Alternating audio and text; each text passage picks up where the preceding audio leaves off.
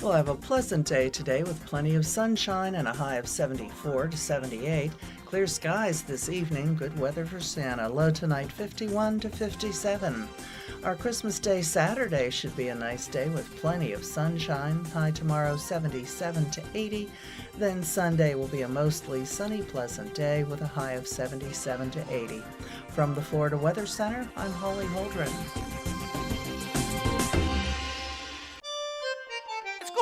Just in case you don't know, there's a real Italian bakery in Ocala. The name is the Magnolia Bakery. Cannolis and traditional Italian pastries, and they're famous.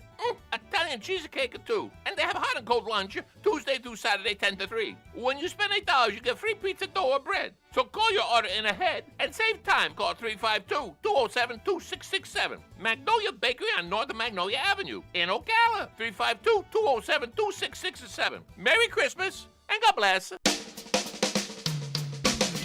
This is Ocala Talks with Tom Schmidt, bringing stories that are important to our community in and around Ocala. Plus, of course, a splash of sports as well. Now, here's your host, Tom.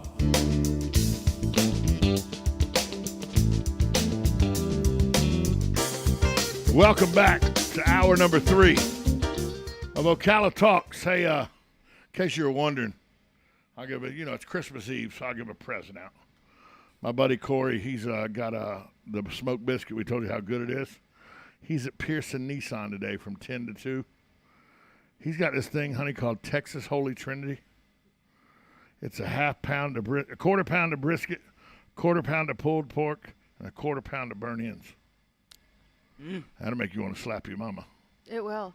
I mean, I already want to slap mine, so it's all right. It's okay, but, I'm thinking. You've got the double smash burger today. Oh, those! I haven't had one of those, but they look amazing. Brisket grilled cheese. The brisket grilled cheese rocks. It does. It does. Just saying. It does.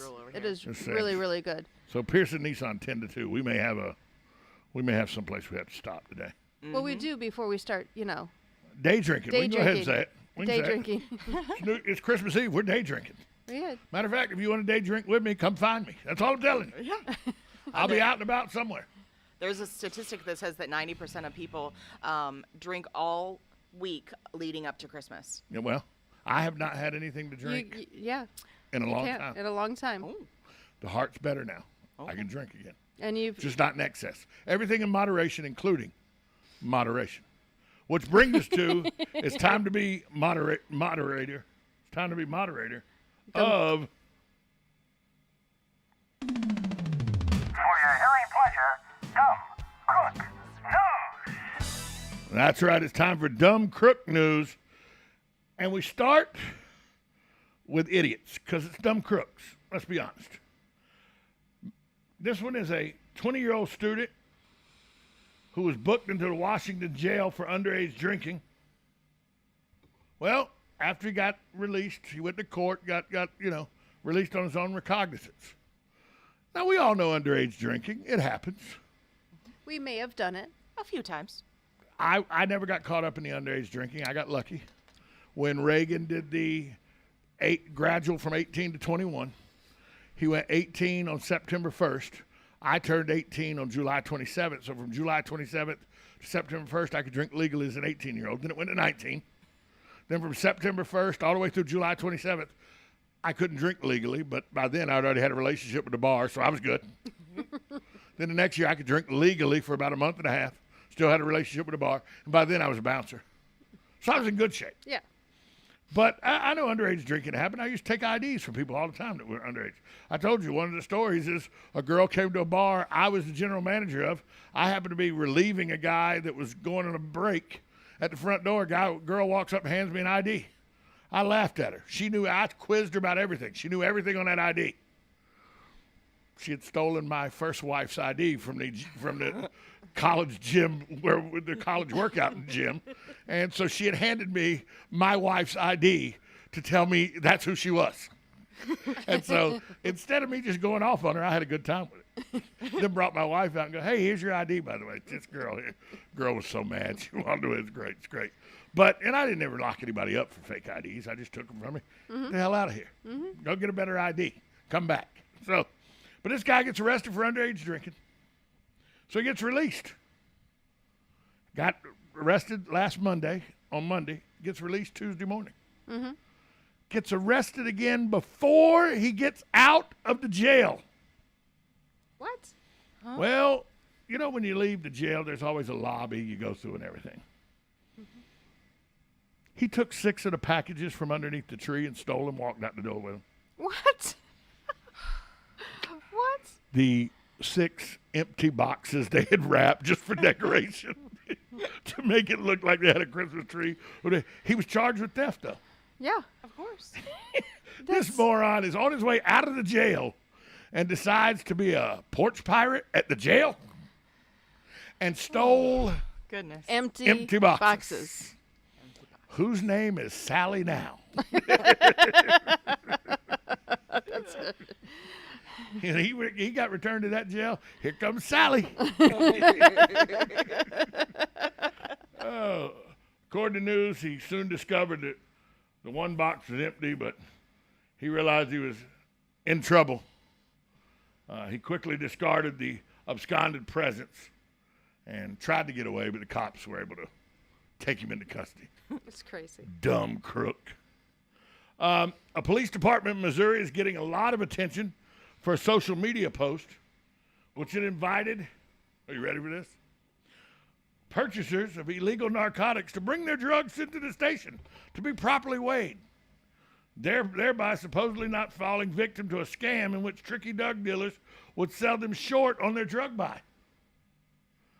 The Winfield, Missouri Police Department said on Facebook that it has been made aware of a new scam that we wish to share with everyone. Some untrustworthy drug dealers are using their cell phones instead of a certified scale to display the weight of the merchandise that they're selling. By placing the drugs on their cell phone, they can then type in whatever weight they want, claiming it was the weight agreed upon during your transaction. The post received nearly 2,000 likes and has been shared more than 1,000 times. What? And 2 people did come in and were arrested.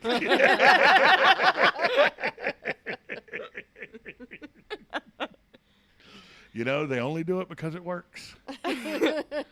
Man, dude, you hear what's going on with the cops? What? Well, there's a big scam out with drug dealers trying to short us, so they're going to weigh it for us at the cop station. All right, I'll go. All right, who's driving? Earl. All right, good. You know what? Earl's got to die. That'll be the only reference to the Dixie bitch. I mean, chicks I make.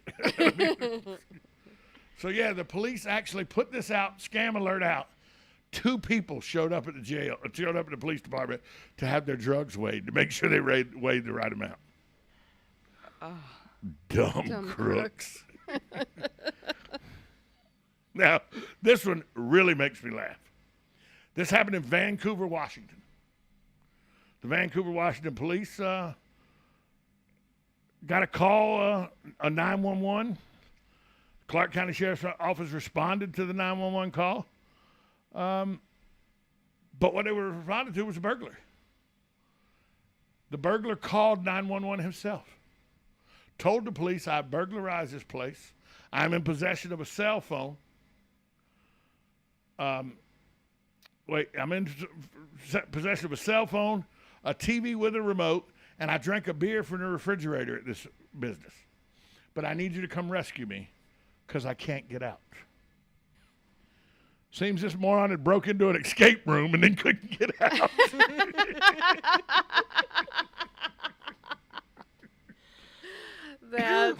That's hilarious.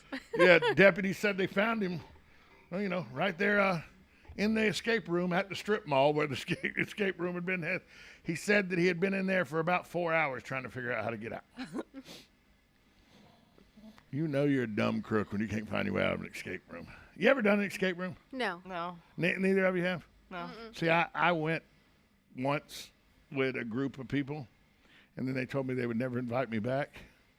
So then I went with another group of people, and they told me they'd never invite me back. Yes, I can see this. This is why. Because, you know, you pay lots of money for these escape rooms. I mean, they could be anywhere from $50 to $150, depending on what challenges you want and everything. The one group I was with, we were out in 17 minutes. The other group I was with, we were out in 22 minutes. Mm-hmm. Oh. They were like, you can't come back. This was supposed to be, take a while. We're supposed to get the full enjoyment. I go, we got out. What the hell do you want? The entire design of a escape room is to what? Get out. Escape. I can't help if I figured all these easy puzzles out in less than 25 minutes. Mm-hmm. One of the girls I was with goes, they weren't that easy. I go, for the uneducated. Then I didn't get invited back. Yeah, it's kind of like how, we go out and play trivia together, but we really don't. No, of course not. You go and you look pretty and you drink beer, and I and Ryan and Anthony and Robert win trivia. Mm-hmm. Well, we have it mapped out good though. We have a philosophy and literature guy. We have a movies and millennial guy. We have Robert, and then we have a history and politics and sports guy. And then there's Robert. What does Robert do?